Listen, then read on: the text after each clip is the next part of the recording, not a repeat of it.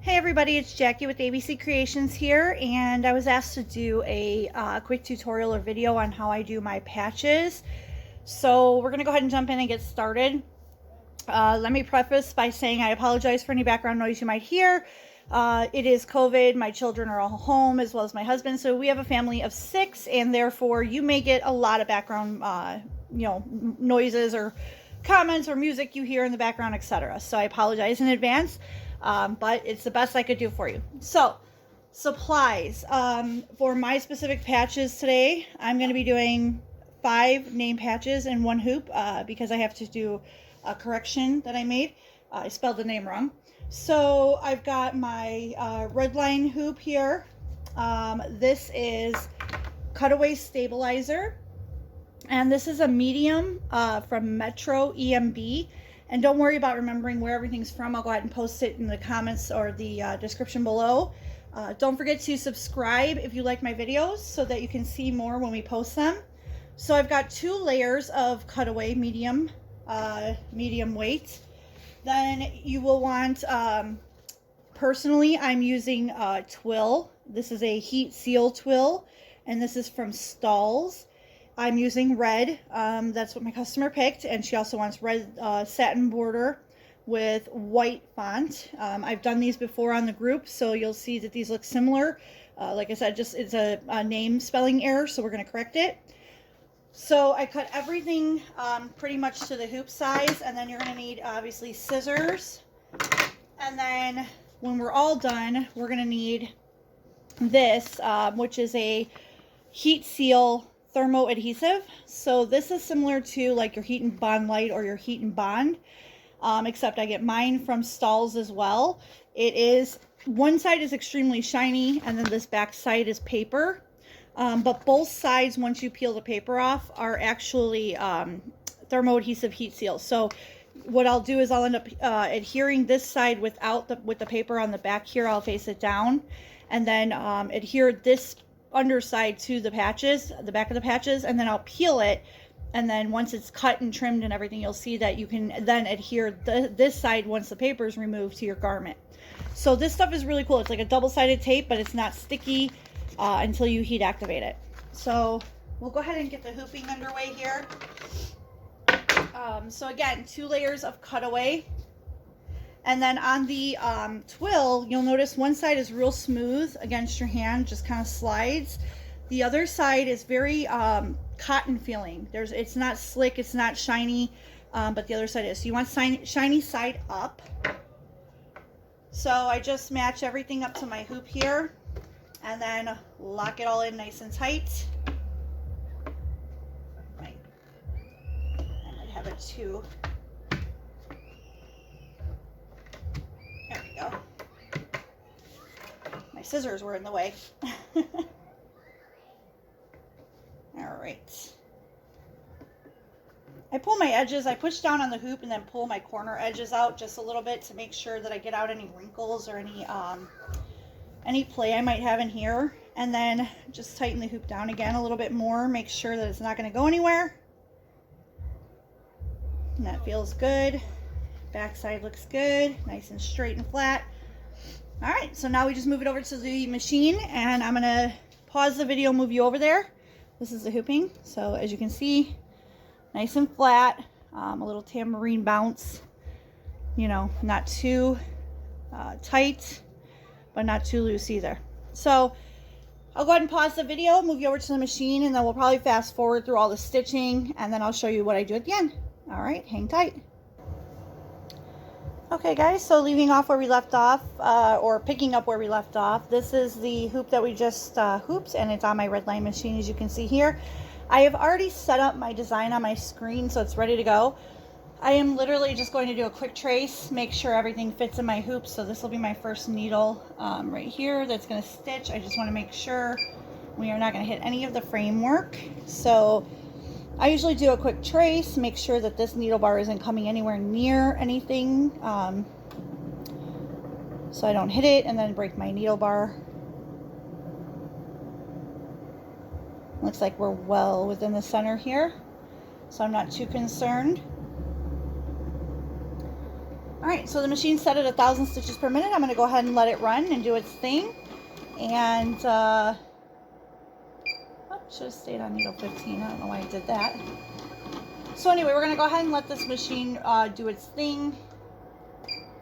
And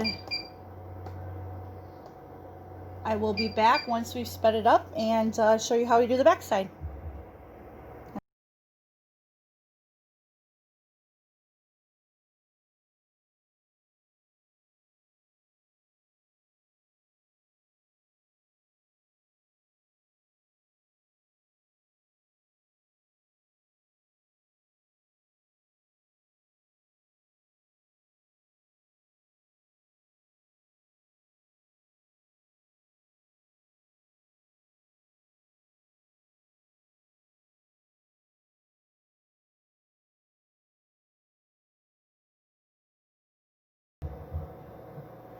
Okay, everybody, that wraps up the embroidery portion of the patches.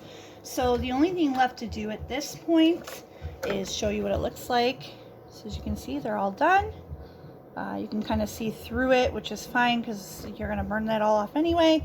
But they look great. So the last thing we're going to do now, or I should say the next thing after the embroidery portion is done, is we're going to take it out of the hoop just as it is. You're not going to cut anything or do anything. You're just going to take it out of the hoop, and then we're going to move over to our ironing or heat press station to put the sticky backing on that I told you about. So it'll protect your stitches on the back, and then it's also going to allow you to adhere it to the garment when you're ready. So I'm going to pause the video, and I will bring you right back when we are over at the heat press. Okay guys, so I'm back at the heat press, and here is the patches taken out of the hoop. I didn't do anything to it. You can still see there is the satin or the polyester, I'm sorry, the twill, and then the 2 layers of cutaway. So what I'm going to do now, you can do this with your iron at home, put over a protective sheet, Teflon or whatever, and you just want to kind of iron them down a little bit, get them nice and kind of flat. So I'm going to just place my Teflon over this.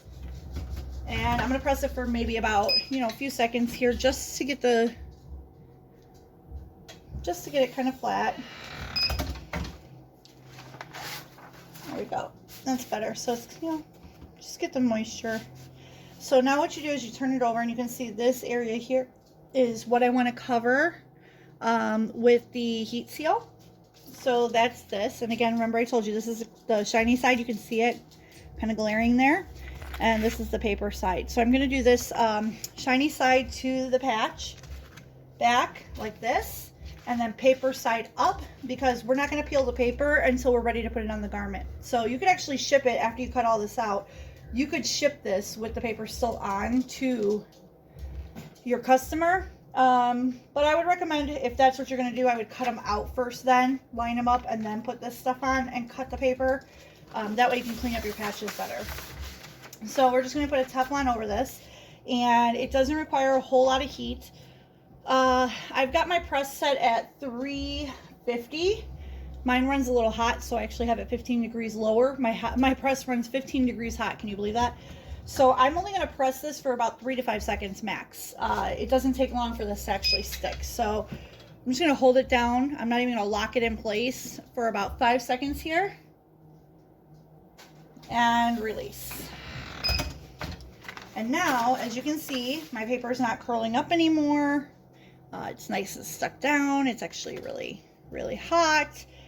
So here, if you have a cooling block, you would put it on here and just kind of cool it. You can also take it off the press and just wave it around. But anyway, you want to let this completely cool before you take off the paper. So that way the backing is not sticky. So let it cool, peel your paper off. And then we will move over to the cutting process and the burning. So the last step is coming up. I'm going to move you guys over to the table where I'm going to start setting up to cut and burn, and show you how we clean up the patches and get them ready to go on the garment. All right, hang tight. Okay, so here is the backing for the patches, and you can see some of the tape or paper did not come off. You know, I recommended in the last portion right here a minute ago how to take the paper off. My personal recommendation to you, as bad as it sounds, is take the paper off while it's hot. Do not wait for it to cool. I had to warm it up just slightly to get the rest of the paper off the patches. So I recommend doing it while it's hot, not while it's cooled. So the only last part to this is to cut out the patches. So I'm going to show you guys how I do that. It'll be a little bit tricky because I do have this camera in my way here. But I have some nice fabric cutting scissors I just got off Amazon. I will link those as well. These are great for cutting pretty big. Here, let me get this in camera here. For cutting pretty big pieces of fabric, they're nice and sharp. As you can see, I am literally cutting like right along the line of the stitches almost. So you got to be super careful that you're not cutting the actual satin stitches. My scissors seem to like to ride right along the edge without cutting it, and if I have to go out a little bit, that's fine too, because we will use a burning tool to fix that. So there we go. Make sure I'm on camera here. So you want to get as close as you can, but without cutting your satin.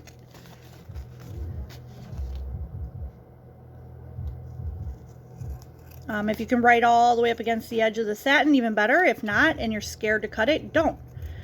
We'll remove the rest with the torch. Okay, and one last cut here across the top.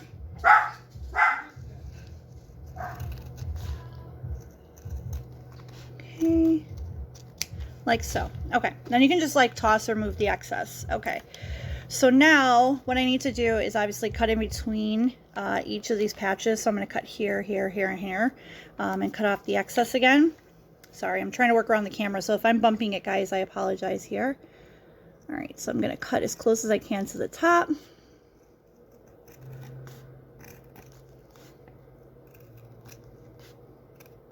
Again, you guys don't have to get right on those stitches. You can be a little bit away. It's fine. You know, they're not going to go anywhere. Now I need to trim up, as you can see, the bottom right there, and then cut the top again too. So I try to cut as close as I can. And again, you don't have to get right up on those stitches. Just close enough. Just like that. I don't know if you guys can see, I left an edge on purpose. Please excuse my dog. When my kids walk in or out of the house, he barks. He's a min pin, so he's very protective. And you know, small dogs, they like to yip. Okay, so here's number 2. Trim up number 3 here. I hope you guys can see this pretty well. And I'll zoom in a little bit when I'm done after I cut to show you what the edges look like. So you can see that they are not perfect by any means.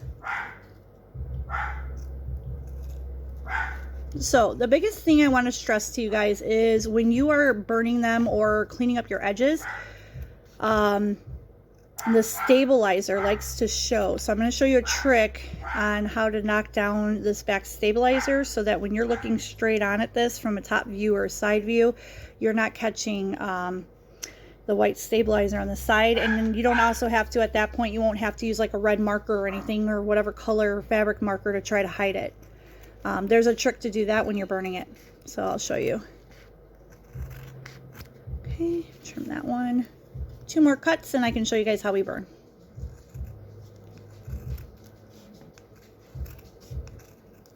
Okay. This one looks pretty decent. And the last cut will be right here towards the bottom to get this excess off.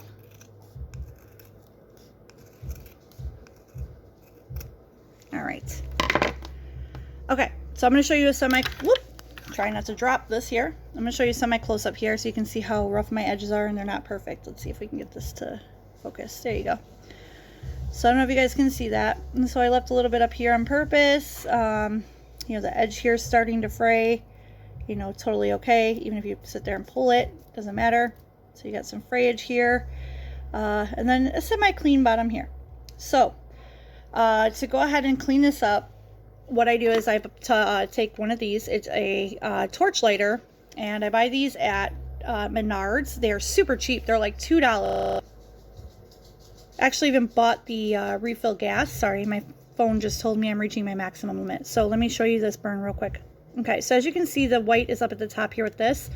what I like to do is turn on my torch, and I will literally burn it at an angle like this. So it's shooting the flame that way, not this way. And what it does is it cuts down on the stabilizer while finishing off the edges. So I'll show you what this looks like.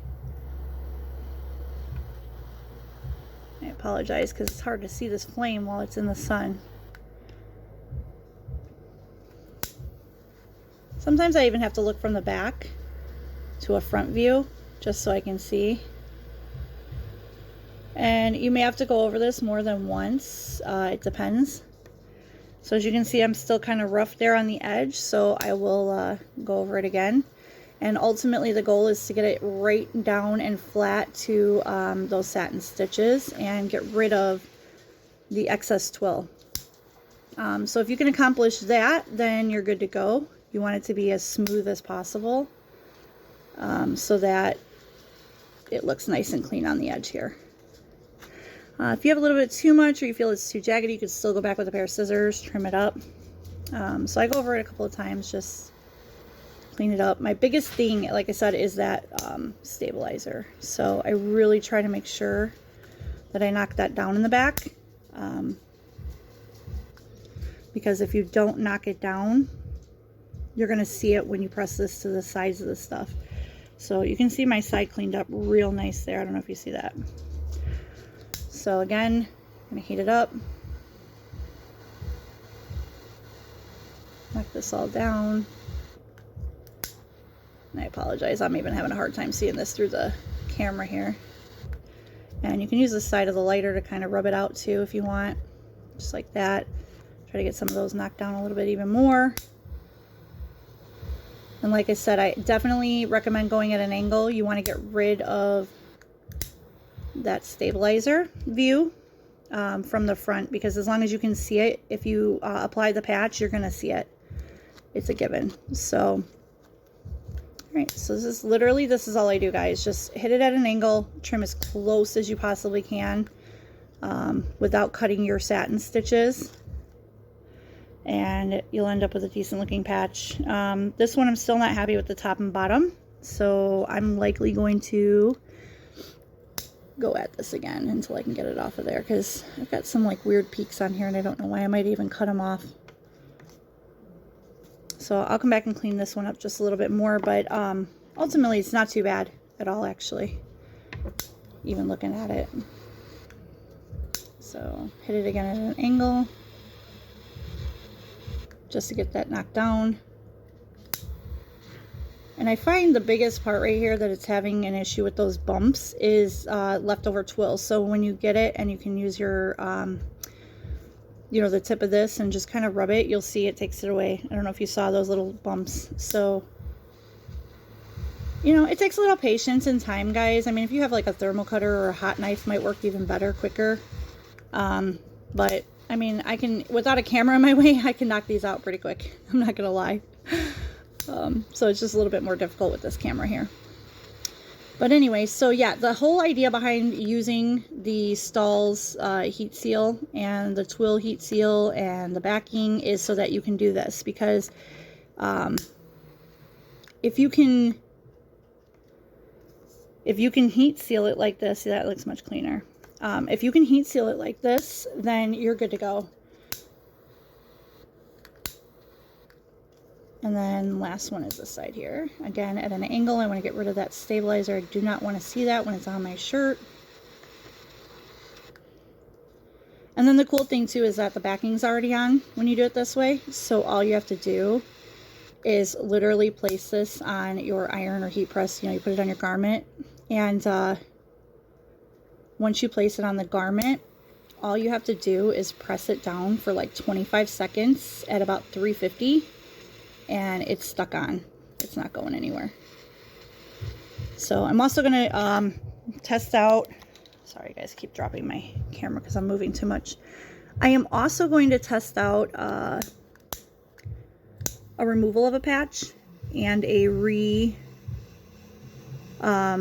replace today as well. So if that works out all well as well, I might post a video on that too, because basically what happened was I had provided these tags for them, and it said Connor with an ER, and the name is an OR. So now what I'm going to have to do is, because I've already pressed these onto the garment, is I'm actually going to have to, I'm hoping what'll work is I can actually take the garment with the patch already on it, put it in the heat press again, press it for about 10 to 15 seconds, rip the patch off while it's hot, and then put the new one on. So if that is successful, I will show you how I do that as well. So anyway, this is exactly how I clean it up. You can see it is not by any means 100% perfect, but I mean, it's pretty clean.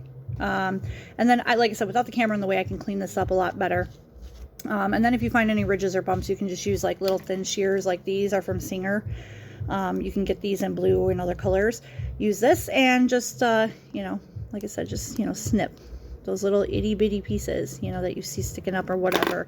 But overall, this is how they looked when I posted to you guys in the groups. Very clean, like I said. And then when you're looking at it actually on the garment, you're not seeing that white border up here or on the sides or the bottom, as long as you do it at an angle. So I hope this helped you guys overcome your fear of making patches. I've got these other 3 to do. I'm not going to do them on camera. I'll do them off. But if you've got any questions, feel free to drop me a comment below or hit me up in my Facebook group. It's ABC Creations.